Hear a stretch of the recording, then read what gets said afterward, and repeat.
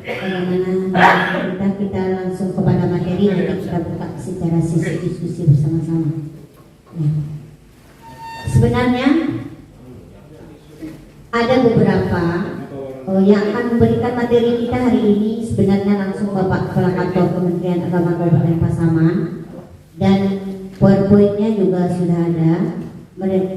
Sebenarnya beliau ingin bersama dengan kita menyampaikan ini karena ada sesuatu hal dan yang lain hal. Ini kita diminta bersama-sama, ada Pak Tua, kemudian nanti ada Pak Kasih, kemudian kita di bagian seksi Bimas Islam yang akan membicarakan kajian tentang fikih munakahat.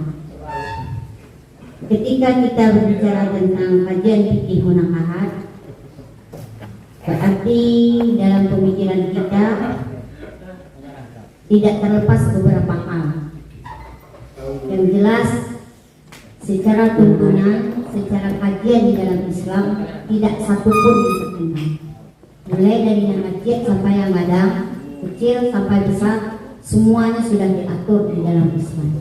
Seperti apa hari ini kajian-kajian fikih? Kita mengambil dari modul ini ketentuan umum tentang pembatalan perkawinan poligami, kajian fikih ini. Bapak-bapak yang saya hormati, kalau awak kaji tentang fikih munakahat, tentu Pak Kuala lebih paham. Lagi lah bantu. Pak Arahkan Guru lebih sebentar. paham dengan apa itu Komputer lagi kajian munakahat itu sendiri, baik secara hukum konvensionalnya maupun secara hukum kontemporer. Pula di dalam kapal masing-masing di sini ada Ustadz Din, ada Ustadz Rizal. Jadi para Ustadz dan Pak Rizko memang orang-orang yang ahli dalam kajian fikih. Oleh karena itu bersama hari ini kita membicarakan tentang kajian ini yang sudah disiapkan, masalah pembatalan perkawinan dan poligami di dalam Islam. Walaupun kajian-kajian hari ini yang hangat itu adalah masalah pernikahan di masa pandemi COVID. Ada berbagai macam masalah sebenarnya muncul di dalam kajian-kajian perkawinan hari ini. Bagaimana? Coba dengan slide yang diminta Pak Kanang tentang rukun syarat. Kemudian ada syarat bagi mempelai perempuan, ada syarat mempelai laki-laki. Termasuk itu. Ini di kajian fikih Said Sabiq. Kita ambil dari kecil-kecil aja. Nanti saya bukan sebagai narasumber, tetapi kita hanya mempresentasikan ini. Kita akan diskusikan secara bersama-sama kajian-kajian tentang ini. Adanya calon mempelai, adanya calon mempelai pria, mempelai wanita, wali nikah, saksi nikah, ijab dan kabul. Masing-masing daripada ini tentu ada penjabarannya. Penjabarannya sudah jelas. Ada syarat. Penjabarannya nanti di dalam slide-nya lanjutkan. Nah, lanjutannya syarat-syarat perkawinan bagi mempelai laki-laki seperti ini. Lanjutkan slide-nya akan dibaca Pak Pemulu dan Pak Kua baca, kemudian kita berdiskusi secara bersama-sama. Kita diskusikan bagaimana hari ini nikah melalui video call. Ini tren-trennya ini kan ini. Pertanyaan-pertanyaan akan muncul nanti. Maru'ah daripada Kementerian Agama itu adalah pada Pak Kua. Maru'ah Kementerian Agama itu semuanya berada pada Pak Kua. Ketika Pak Kua bisa menjabarkan semua tusi ini, berarti Pak Kua itu inilah yang dikatakan profesi tentang kekuatan. Boleh nak? Alhamdulillah salatu wassalamu ala Rasulillah wa ala alihi sahbihi wa mawala. Ibu Dinam Speaker yang saya hormati, Bapak Kepala Kantor Kementerian Agama Kabupaten Pasaman beserta seluruh jajaran, seluruh rekan-rekan para peserta forum grup diskusi yang hadir pada siang hari ini.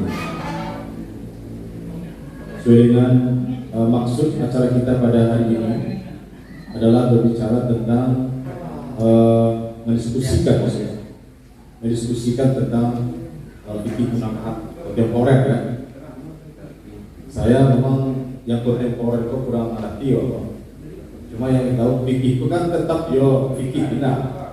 fikih adalah ya pemahaman kita tentang hukum Islam yang barangkali sama-sama kita ketahui, yang kita kaji adalah fikih munakahat. Kalau menurut saya hal-hal yang kontemporer hari ini itu adalah bahwa ketika pernikahan yang dilaksanakan di suasana sekarang dengan kondisi kita berada dalam suasana pandemi, adakah pengaruhnya suasana pandemi itu terhadap pemahaman kita tentang fikih munakahat? Saya seperti itu. Contohnya begini, kita tahu bahwa rukun nikah yang dipahami oleh kita selama ini berdasarkan ketentuan undang berlaku, ada mempelai laki-laki, ada mempelai perempuan, ada wali, ada 2 orang saksi, kemudian ada ijab kabul. Dan ini kita pahami. Hal ini kadang di suatu waktu mengalami perubahan-perubahan kondisi. Di Pulau Kami juga pernah mengalami seperti itu.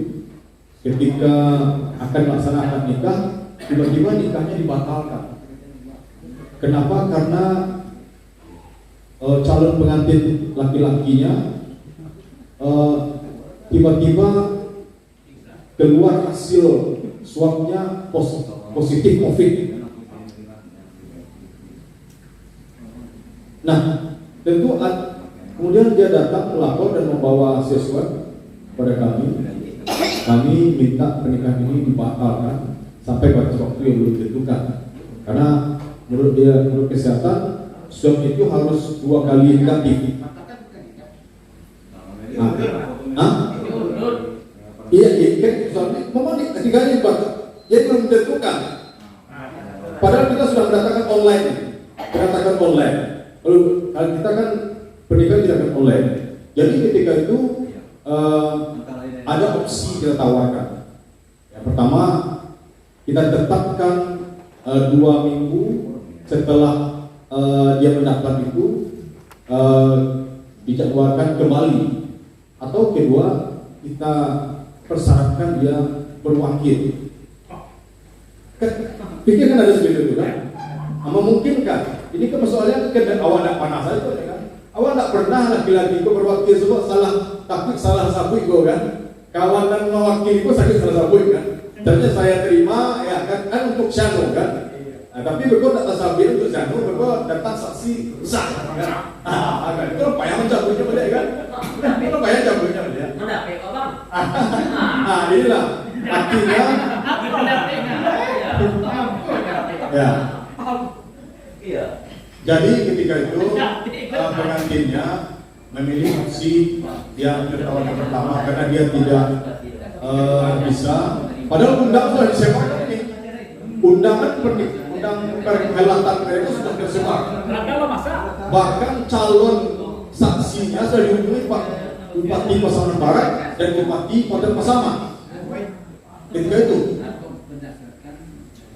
Kemudian opsi pertama itu diterimanya bahwa dia mengundur pelaksanaan akad nikah itu dia scheduling kembali ke operator untuk menjadwalkan 2 minggu setelah. Kemudian dia lakukan tes swab 2 kali negatif dan kemudian dapat dilakukan kembali dengan cara yang sangat sederhana sekali. Pertanyaannya adalah, ini kan pertanyaannya,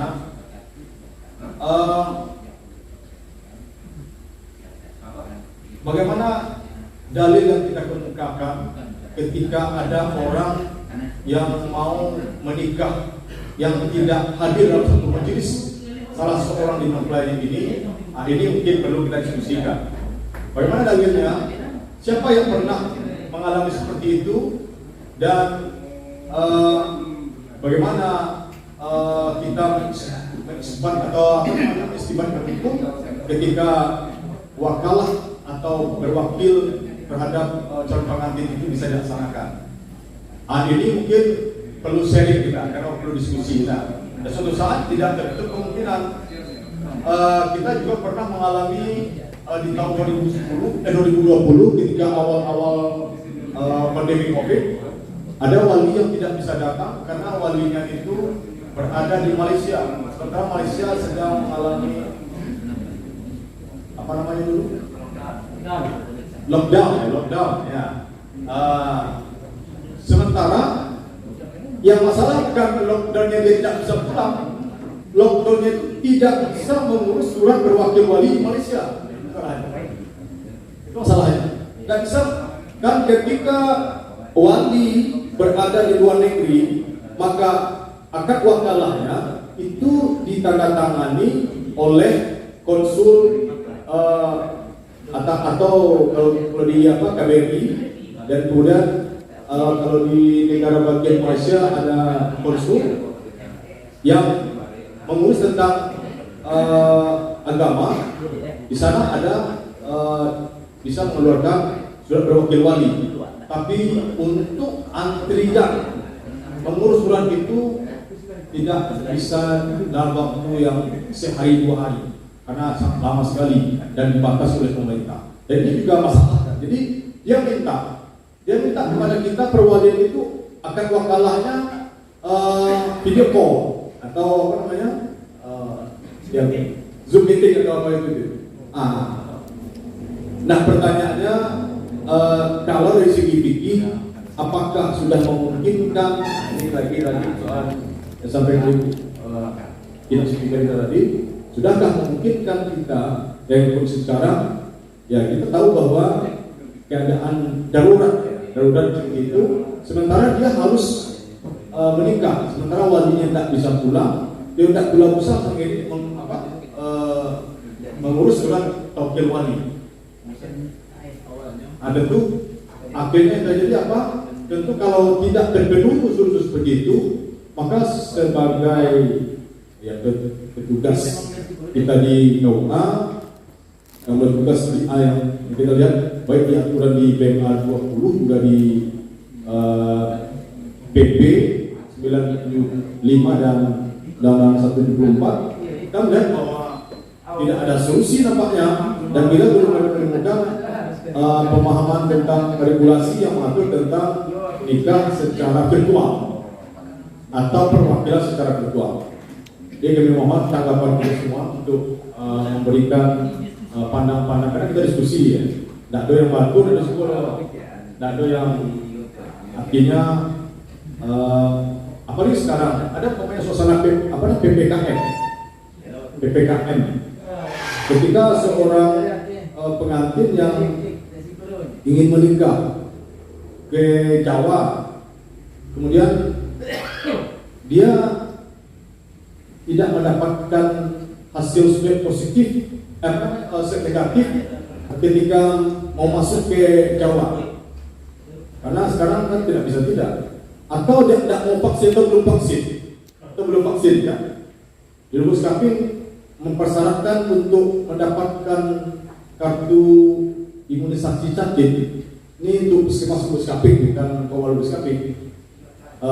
Itu minta dulu divaksin calon pengantinnya, baru dia kartu imunisasi cacing. Kalau ada orang yang terkendala ketika untuk mendapatkan itu, tidak bisa divaksin, kemudian mereka juga tidak bisa pergi ke daerah yang mempersyaratkan itu. Nah, jadi ini pemahaman pemahaman kontemporer bagi kita. Bagaimana solusinya? Kalau fikih itu kan tidak bisa tidak bisa berbuntu, tetap ada pemahaman baru. Sesuai dengan maka syar'inya, kita memang di samping menjaga agama, apalagi nafs. Ya, nafs ini memang ini adalah sebuah kebutuhan kedua setelah agama. Yang ketiga baru akal, ya, menjaga akal, kemudian menjaga hasad atau menjaga nasab atau menjaga keturunan, dan terakhir baru menjaga harta. Nah, ketika persoalan pernikahan itu yang pada posisi menjaga nasab itu harus berhadapan dengan kebutuhan menjaga jiwa. Nah, kan menjaga jiwa kan? Satu sisi kita menjaga jiwa, di sisi lain ingin tidak terjebak di dalam perbuatan-perbuatan yang mengarah kepada kerusakan nasab dan seterusnya. Nah, tentu ada mana yang akan kita ikuti. Sementara aturan regulasi kita mulai dari edaran SE Dirjen Bimas Islam serta peraturan Menteri Agama terkait dengan pernikahan pelaksanaan tugas di masa pandemi dan pelaksanaan akad nikah di masa pandemi mempersyaratkan persyaratan yang dalam kaca hukum fikih mungkin perlu menjadi semacam diskusi-diskusi kita.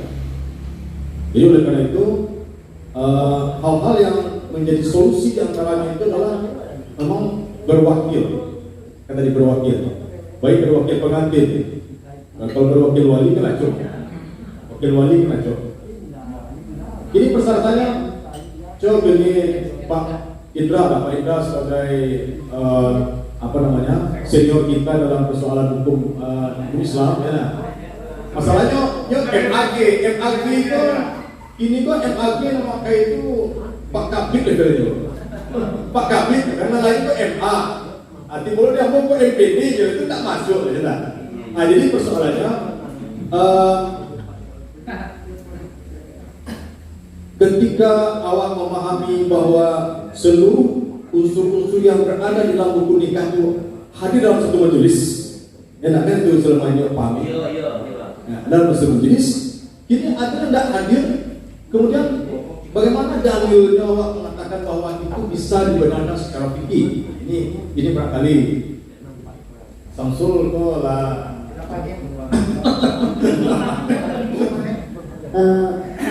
Ya silakan kok. Awak kan berdiskusi. Kalau kami berilmu nak dulu. Kami menyampaikan. Jadi hari ini kita selesaikan satu-satu. Yang jelas kita pahami ada nikah itu batal, ada nikah itu dia menjadi pasar karena adanya mandi. Jadi karena adanya penghalang disebabkan karena tidak berkenan dalam majelis, apakah dia menjadi pasar atau dia menjadi pasah? Ketika dia menjadi fasik atau pasah sama saja dia tidak sah. Ketika dia tidak sah, berarti terbatas. Ini kan di kajian siksabi. Ketika dia tidak sah itu dia menjadi batalnya atau fasiknya. Keduanya sama-sama mani terhalang dalam mencapai tujuan pernikahan itu secara walis. Dan ini adalah kajian siksabi. Hari ini muncul pertanyaan yang seperti itu. Sahkah perkawinan itu kita laksanakan karena adanya halangan tertentu menyebabkan seseorang itu tidak berada dalam satu majelis? Pertanyaan yang mendasar dari masalah ini adalah kajian siwatnya. Siwatnya kinayakah siwatnya itu? Apa siwatnya itu menjadi sahih? Ketika siwatnya itu kinayah, berarti kemajelisan itu dipandang penting. Seperti itu kan? Siwatnya itu kinayah, jelas. Kamu jangan nikah jadi tidak ada bertele-tele, pasti dan dijawab oleh saksi sah atau belum sah. Sah. Maka menjadilah hak itu menjadi suami istri. Hari ini terjadi mania disebabkan oleh sesuatu. Ketika dia mania, apakah muncul kalimat darurat di sana? Ad-darurat tubihul mahzurat. Sampai di mana ad-darurat itu?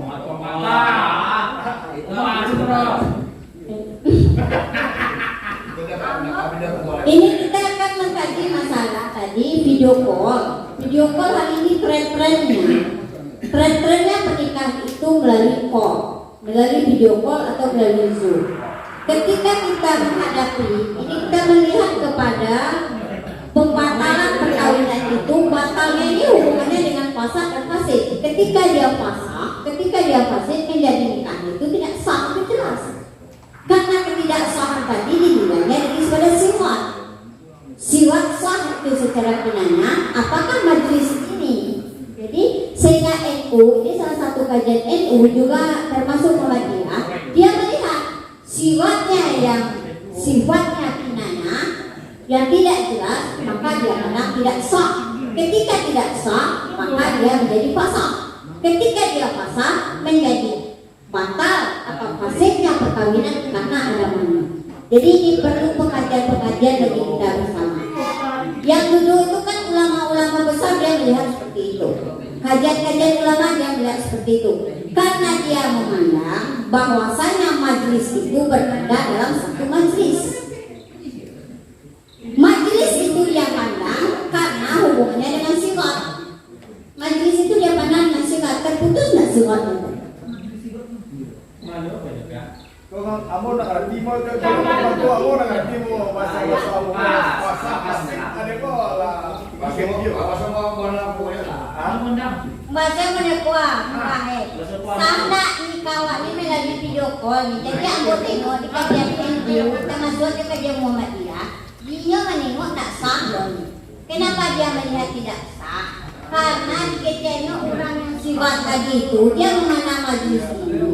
Dia melihat ke dalam majelis itu, sifat yang diucapkannya itu tidak jelas.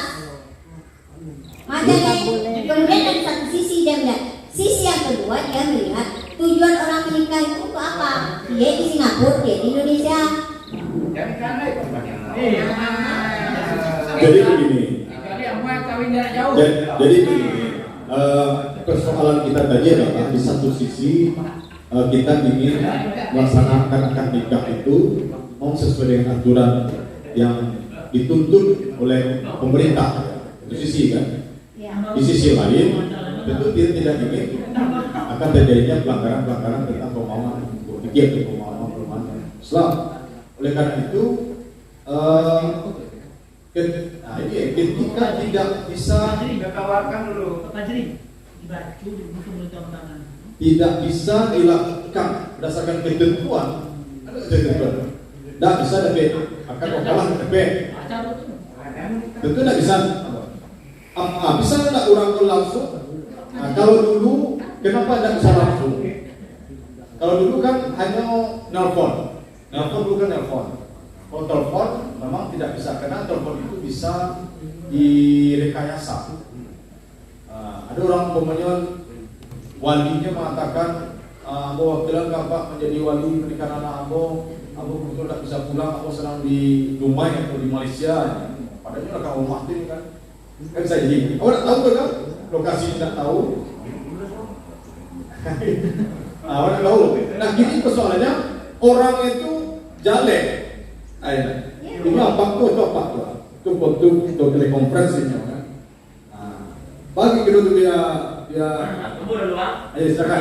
Dicatat Apa mengenai masalah itu memang sepakat apa yang Bang sampaikan tadi, belum ada yang kita dapatkan argumentasi atau dalil yang menyatakan itu boleh Bang, itu dia Bang. Artinya masih memperkuat yang pemahaman yang lama. Belum ada yang kita jumpai yang menyatakan bahwasanya yang pelaksanaan itu membolehkan.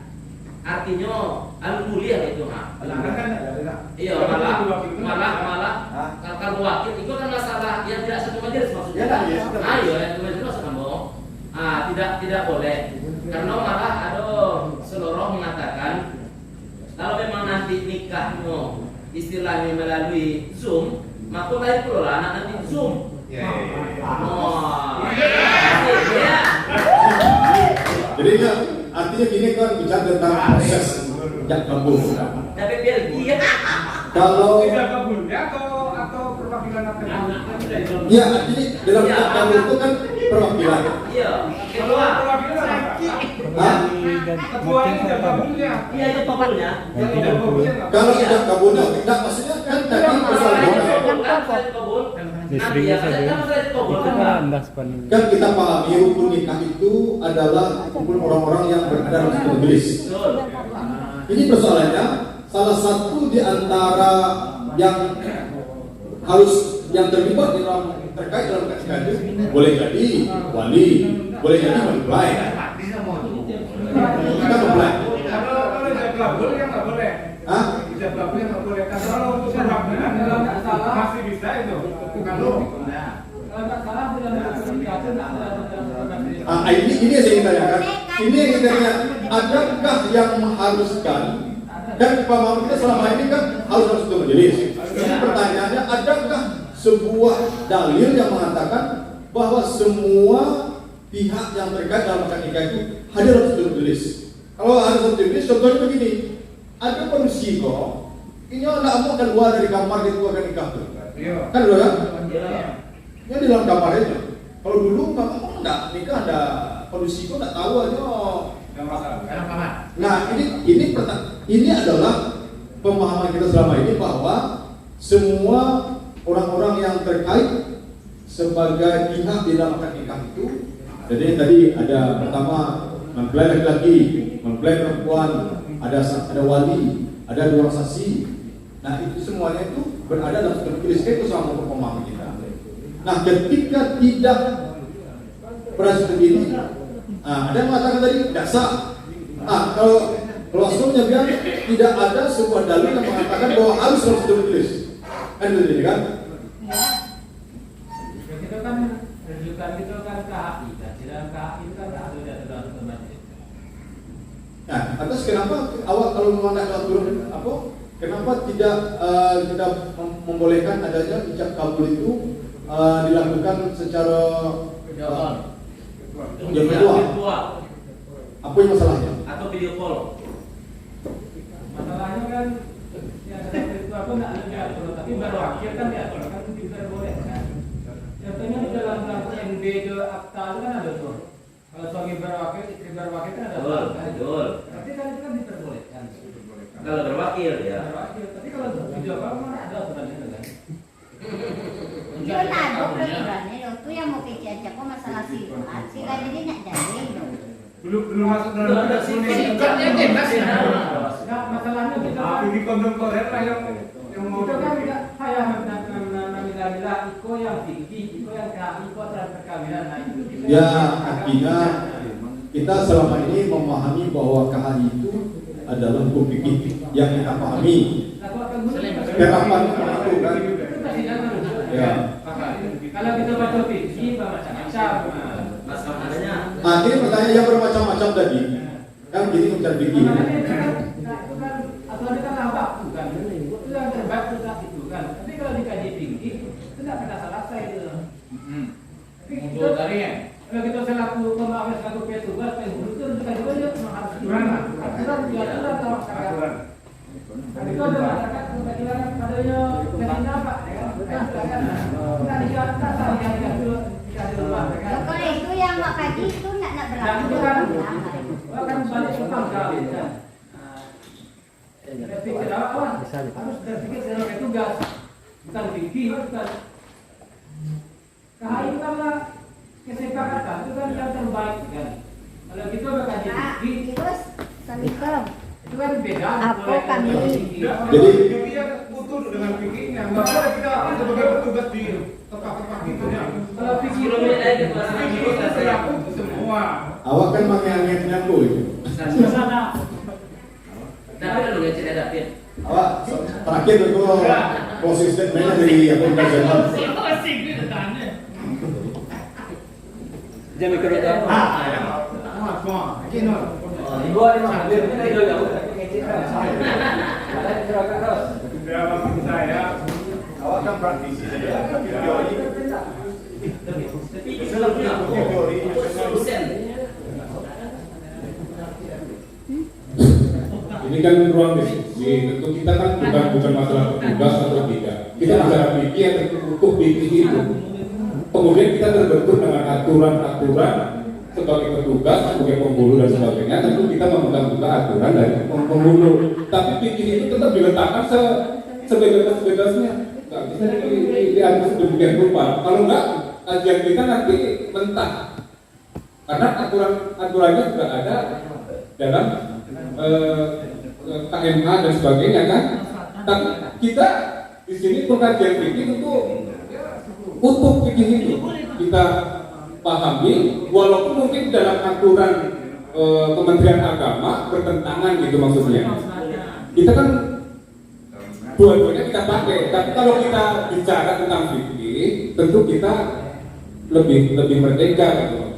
Jangan sampai fikih itu nanti terganjal gara-gara peraturan KMA. Saya yakin peraturan KMA itu tidak akan pernah bertentangan dengan fikih yang sudah disepakati. Kalau KHI itu juga diadopsi oleh fikih-fikih juga, fikih Syafi'i dan sebagainya, 4 mazhab ya. Itu udah masuk semua di situ. Itu maksud saya kedua. Jadi kembali ke persoalan tadi, kalau pemahaman saya tentang ijab kabul yang dilakukan secara virtual masih belum sepakat. Tapi kalau mengenai mewakilkan lewat telepon atau lewat ini, mewakilkan ini ya, wakilkan lewat telepon kalau diketahui betul dia orang tuanya nggak jadi masalah. Kemudian satu lagi ini fikih juga nih, jangan nanti saya sebagai petugas dihubungkan ke situ kan susah juga nanti si Adil ini kadang-kadang ngomongnya kayaknya kayak gini, katanya ini yang dilakukan dia itu salah itu. Ini kan bicara fikih saya. Saya kemudian lewat virtual itu mewakilkan dan masalah. Itu apa bedanya dengan surat yang kita kirim dari tua yang di sana dengan orang yang di sana? Kan tidak tahu kita. Apa orang tuanya itu yang datang ke gua belum tahu. Jadi baik. Jadi ada tidak konsisten nampaknya dengan statementnya. Pertama, kita tidak menerima ijab kabul secara virtual. Betul ya? Kalau saya tetap belum menerima sekarang. Yang kedua, tapi bisa menerima wakil secara virtual. Mewakilkan secara virtual. Nah, ini yang coba kita pahami statement dia Alibah. Dia tidak bisa menerima pernyataan bahwa nikah virtual itu sah atau ijab kabul, tapi bisa menerima kalau berwakilnya itu secara virtual. Perwakilannya. Ucapan untuk berwakil dengan ijab kabul kan sesama menggunakan persiwa. Sama ya? Iya.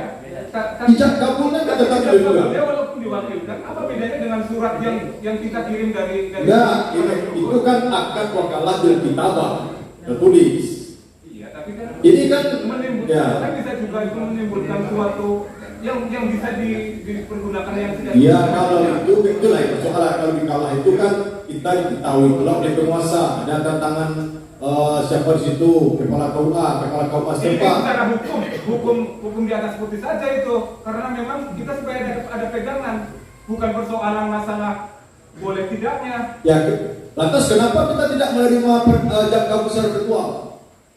Justru itu makanya saya bilang secara virtual boleh, secara pendapat saya bukan. Iya, ini kan kita diskusi. Kalau artinya tidak konsisten jadi kalau tidak bisa menerima nikah secara virtual, tentu kita tidak bisa menerima berwakil dengan virtual. Pentingnya, sebab sama-sama menggunakan ucapan. Kalau saya Pak Ketua secara pribadi yang dengan kita Pak itu kadang lebih banyak yang dipergunakan yang enggak itu. Bisa jadi walinya yang enggak ke kantor gua, orang gua tahu. Bisa juga enggak tahu.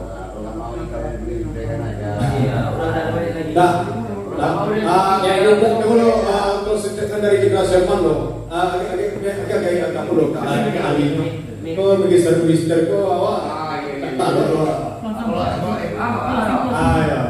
Nah, beliau punya TMAG, pakai lagi.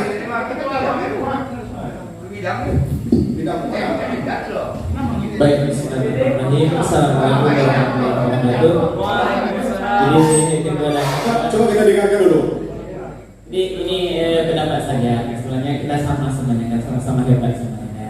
Orang-orang yang tak berarti kalau jadi pemululah hebatnya. Hangat susah tadi terhadap diskusi pernikahan virtual atau perkawinan virtual. Yang sampai hari ini regulasi kita mengatur bahwa baik perkawinan secara virtual atau akad nikah secara virtual belum bisa diterima. Itu regulasi kita dan kita harus patuh kepada itu. Nah, sekarang apa gunanya untuk kita kaji masalah fikihnya? Itu sekedar menambah pengetahuan kita terhadap persoalan takdir wali ini. Kalau kita lihat aturan kan tidak diterima ya, ketua harus berkitabah. Walaupun tadi jelas orangnya walaupun di KUA, makanya dibolehkan berkitabah itu oleh pejabat kewenangan itu karena KUA sudah dianggap akan memeriksa kalau yang itu sudah diakui, makanya tantangan. Berarti sudah dianggap sah, berarti kita ini pejabat yang harus seleksi dulu. Berarti kalau kita tidak selektif memeriksa dengan baik, berarti kesalahan kita sendiri. Berhubungan dengan pemerintah pun ada dalam kita nanti persoalan, apalagi dengan Tuhan kita sudah berbohong kan, berarti itu hal lain. Nah artinya sampai hari ini yang diambil adalah takdir wali itu sudah jelas tertulis, tidak ada jalan lain. Nah tapi secara fikih kita tahu bahwa fikih baik terhadap akad nikah tadi itu memang terjadi perbedaan para ulama ketika memahami yang majelis tadi. Majelis itu yang saya pahami adalah itu masalah ijab kabul sebenarnya. Ada di sana bersalaman, kan kalau tidak bersalaman antara dengan laki-laki dengan wali nikah, itu yang inti persoalannya. Apakah ijab dengan kabul ini satu majelis itu adalah ijab kabul? Ijab kabul dalam hukum jadi adalah syarat sahnya pernikahan dan bukan rukun. Kalau rukun kan pengantin, wali kan rukun. Jadi satu majelis itu adalah syarat sah pernikahan yang terkait dengan wali dan pengantin laki-laki. Terhadap kebolehan kan jadi perbedaan ulama. Makanya buat saat ini, dia menganggap untuk meyakinkan yang terbaik satu majelis itu dipahami adalah sama-sama melihat semuanya. Karena pada hari ini kondisi itu sudah bisa diyakini oleh ulama lain. Bahasanya kondisi meyakinkan keberadaan itu sudah bisa dipahami dalam ketua. Sebenarnya tak perbedaannya. Itu barangkali. Baik. Jadi yang tidak konsisten tadi dianggap teman kita itu sebenarnya dia konsisten dengan pendapatnya sebenarnya kan. Konsisten Pendapatnya benar dia tuh. Nah, hal itu memahami ada aspek yang demikian. Jadi pahami tadi Jakob tidak terima. Nah, dia melihat tadi Pak Halim itu karena mungkin dari kasus tertentu ini Pak KUA dengan barangkali tidak terlalu besar betul wali terwakil dia berjaya senang walaupun tidak datang, tapi itu kasus per kasus. Intinya tidak secara regulasi tidak bisa diterima. Jadi jangan sampai nanti Pak KUA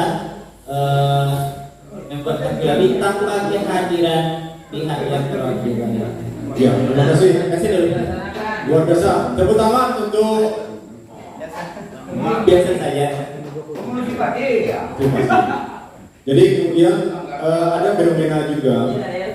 Di sekarang ini kan ketika menikah orang biasanya menghadirkan pejabat untuk menjadi saksi. Sementara untuk ketentuan saksi dalam ketentuan ada aturan yang saksi itu kan diantaranya adalah Islam, balik, berakal, adil kan? Adil. Pemahaman paling rendah yang adil ini bagaimana biasanya kita memahami?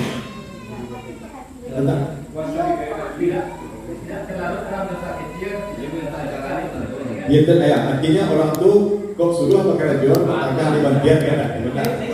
Lain sembahyang kan itu rendah nyawa kan memahami sesuatu kok. Nah, biasa adanya ketua. Ketika memahami sadar itu bisa jadi saksinya. Tapi yang jelas dalam prakteknya nggak pernah kita ke arah situ, termasuk wali sendiri. Wali sendiri walaupun dia tidak sholat, banyak kita juga nggak. Saya pikir ini perlu jadi kajian kita, sehingga apakah orang ini dari segi hukum artinya dia tidak tersumpah bagaimana status perwaliannya. Nanti mungkin apakah perlu kita bicara. Sebab kan selama kawan ada cari dan kakak. Nah, sudah tu kalau menang pertama perempuan kawan cari akta kelahirannya dibandingkan dengan surat nikah gaibnya. Kalau kelahirannya itu di bulan amatnya nikah di bulan Januari, sementara itu lagi di bulan Juni, itu biasanya kan pertanyakan itu. Kalau kita pertanyakan itu. Salah satu kenapa oleh bulan Juni sementara amat jodoh nikah bulan Januari kan itu gunanya kita melakukan pemeriksaan kan, dan kita lakukan wawancara dengan wali, maka pemeriksaan wali. Kemudian sehingga ketika walinya mengatakan dulu memang salah kali dulu kan tidak, rupanya tak capek kan. Dulu banyak berkabau kalau bahasa studi kan. Dulu banyak berkabau.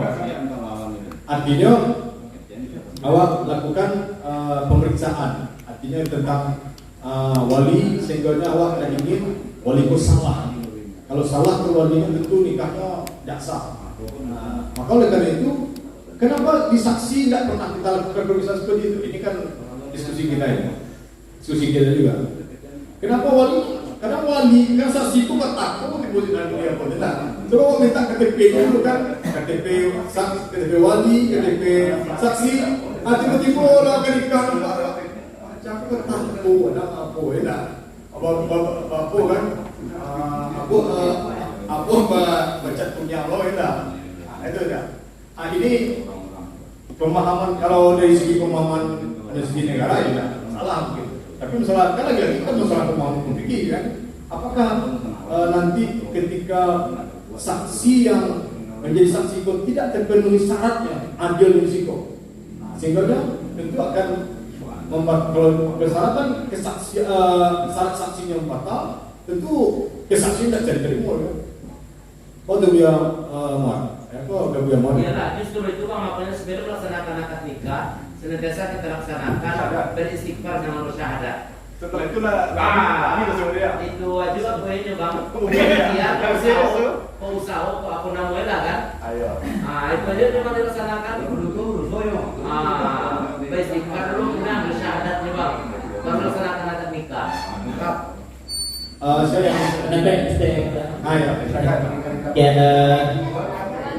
dalam persoalan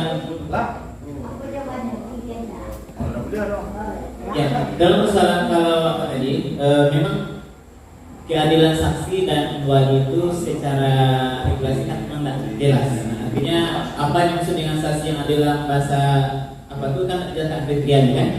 Nah di sana dia harus mampu dan itu kan berarti kita misalnya syarat saksi adil secara regulasi item-itemnya itu tidak tertera secara jelas. Yang jelas bahasanya ada wali persyahidan itu kan jenisnya kan. Jadi makanya yang kita lakukan itu, nah ini apanya? Langkah pertama itu memang kita mencari dulu pada tahap yang paling sempurna dulu. Ketika ada saat itu pilihan lain, tapi ketika ada pilihan lain, ini langkah terakhir tadi disyaratkan dia kan, istighfarkan dia. Itu langkah terakhir sebenarnya.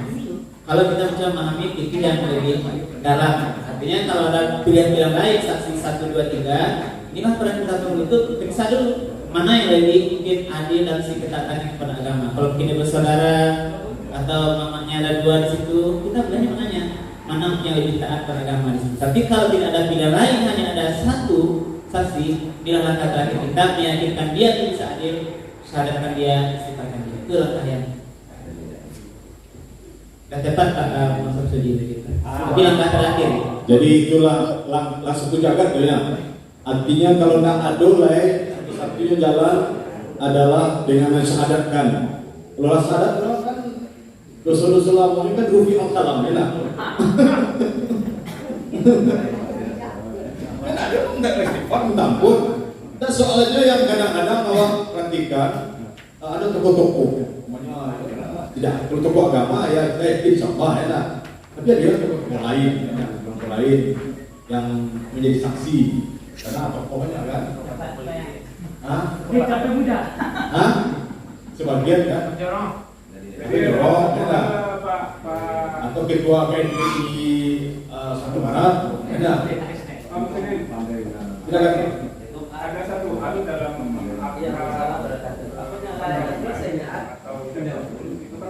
kita hadir, ini kan karena pandemi aja kan, itu kan sebenarnya banyak yang hadir, makanya sering kita usahakan kepada yang hadir itu bahwasanya saksi yang tercatat kan cuma 2. Jadi hakikatnya saksi itu kan Kalau yang jadi ada ya, itu saksi juga. nah mau nelpon Sebenarnya, cuma yang tercatat yang kita tunjuk di apa itu kan dua itu.